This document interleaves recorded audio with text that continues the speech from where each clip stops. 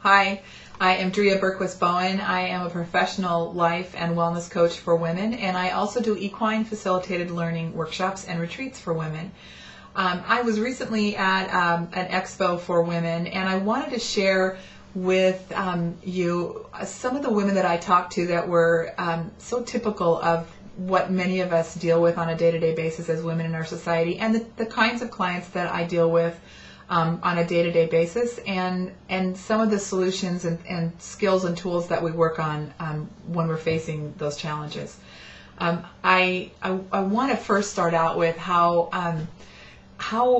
pleasantly surprised I was to talk to two women out of the hundreds of women that I talked to over the course of the 2 days. They both were probably in their mid-60s someplace, and both extremely happy with their lives and never been happier.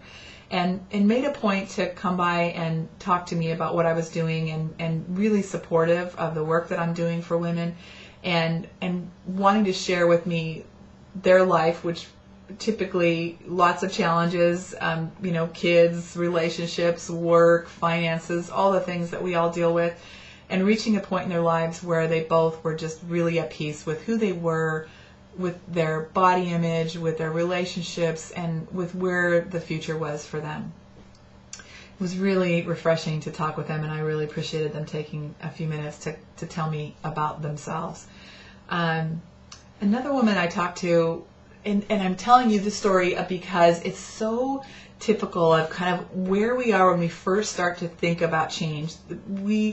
So first of all, the gal came up and introduced herself and got a little bit more information about what I do, and told me what she does, and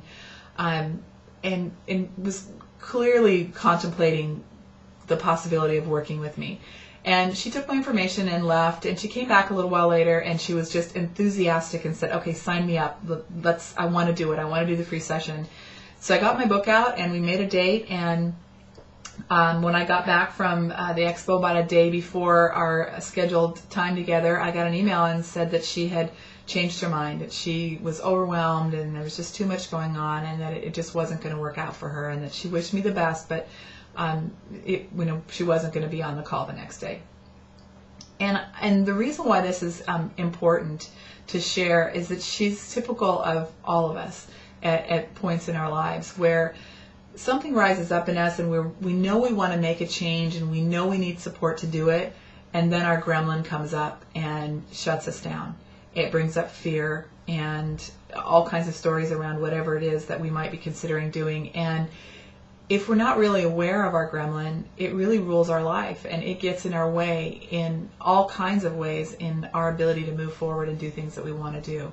So she obviously had a big gremlin attack, and hopefully I sent her a note and said, whenever you're ready, I'm here, and you can get back in touch with me anytime. The offer's still open for me to spend some time with you, and maybe she will and maybe she won't, but the point is that gremlin lives in all of us, that negative self-talk, that kind of nagging, you can't do it, or it's not going to work, or who do you think you are, or you name it. Everybody's got a little bit different story that comes from their gremlin, but that's definitely something that we work on becoming aware of, and finding ways to acknowledge that gremlin and then move around it, taking calculated baby steps to kind of move around that restraint that's been in the way. Another gal that I talked to, I offer two programs, specific programs. I do life coaching and wellness coaching, and that really, I use the Circle of Life wheel, and we kind of look at all the different aspects of a woman's life, and then look at what's working well and what you might like to change, or maybe something that's come up in your life that it was unexpected, or maybe there's something that you've always wanted to do and you just haven't had the courage or support to do it. And so we kind of use that mind map of the Circle of Life to start that wheel rolling. And then there's two other programs that I offer. One of them is Passages and Transitions, and that's really dealing with unexpected challenge, change, divorce, empty nest, financial difficulties, that kind of thing. And the other one is Wild Woman Revival, and that is really geared towards a woman who has done her own personal work. She's reaching that midlife change, and is really starting to look at what's next. How am I going to leave my mark? What's important to me? And what am I not doing right now that I really want to get in my life and get clear on? And this gal was a perfect candidate for my Wild Woman Revival retreat.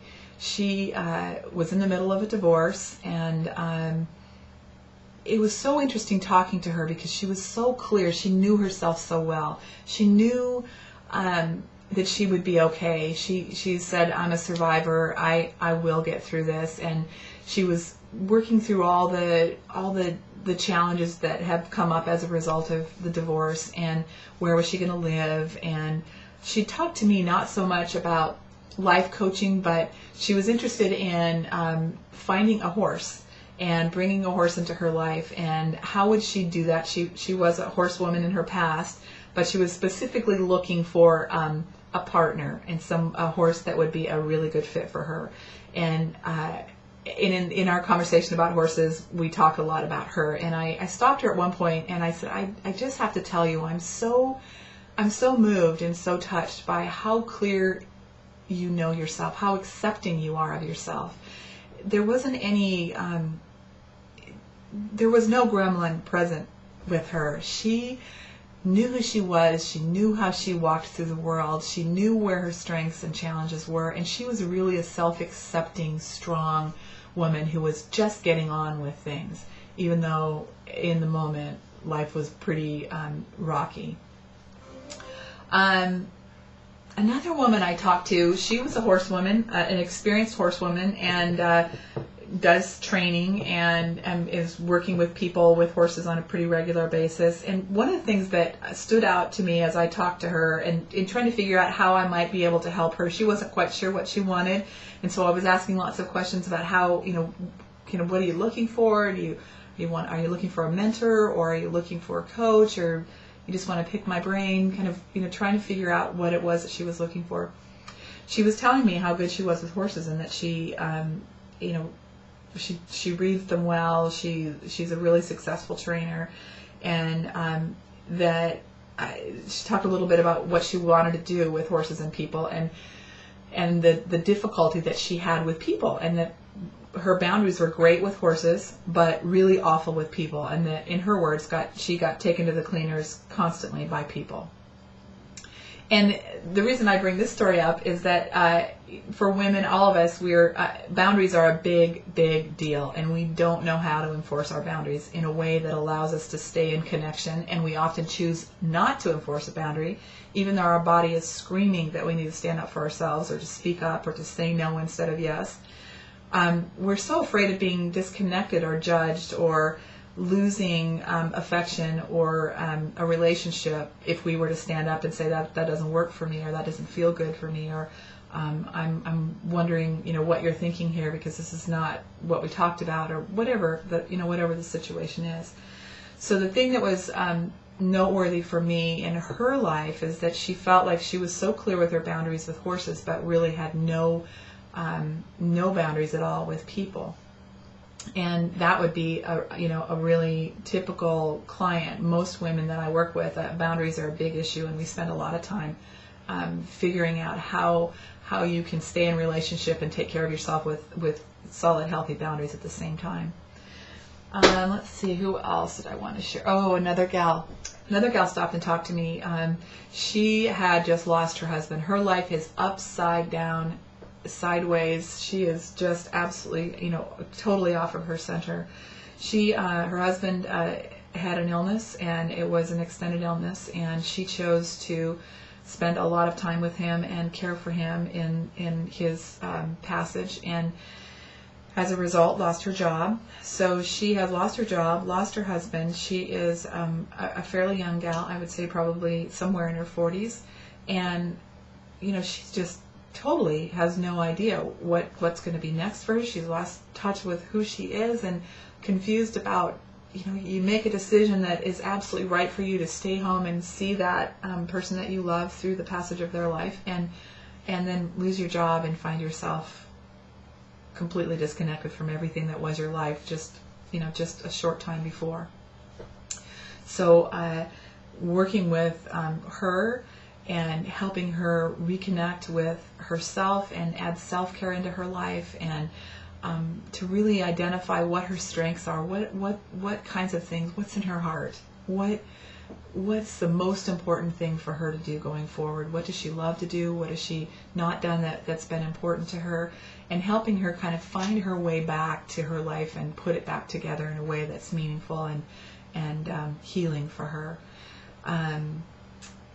Another woman that I talked to, and she was one of several women that got pretty emotional as we talked about what I do and the support that I offer, and got pretty emotional and teary about just feeling felt and how little that happens in our lives. Oftentimes we don't really have people who understand us or who really take the time to listen to us and feel us. And this particular gal was a mother of a child on the autism spectrum, and her child was in her 20s now, and another gal's fairly young and has a whole life in front of her, and the whole life around caring for kids with a disability or kids with health issues or kids on the spectrum is all life-consuming, and so much of the day-to-day is mired in dealing with teachers and caregivers and just the emotional roller coaster of what goes on from a day-to-day basis. And man, for those parents, it's so easy to lose track of yourself and to not have the ability to find time for yourself and to have self-care that replenishes all the energy that you give out on a day-to-day basis. It was really a special time talking with her, because she, even though her life has been so difficult and she's still challenged trying to help her daughter find her way to what is going to be her life, she's positive and smiling and laughing and knows that she's going to be able to put her life back and kind of figure out what's next for her. In fact, we talked a little bit about working together and her advising my colleague Hannah Clark and I on we are putting together workshops for parents of kids on the spectrum and helping them kind of reconnect with themselves and putting self-care into their life so that there's a little bit more of a balance and they're taking care of themselves as well as their kids. And so I had talked to her about the possibility of consulting with us and kind of helping us make sure that we're addressing the things that are most important to those parents that are dealing with those difficulties on a day-to-day basis. So thanks for spending some time with me today. I really just wanted to share with you the typical woman. We all have those challenges and issues and just ways of losing track of ourselves on a day-to-day basis, and it's my passion to work with women and help women put their lives back together. I've walked that walk. I've certainly had many of my own challenges in my own life, and likely I'm not done. It's just the way life works. But having people that support you and see you for who you are becoming and hold that sacred space for you is so important to our ability to change and to find our path that's healthy and right for us. You can find me at equineempowermentcenter.com or BeTheRiverCoaching.com, and my email is Drea, Drea, .b.bowen, BOWEN, @gmail.com. All right, until next time, thanks for spending some time with me today.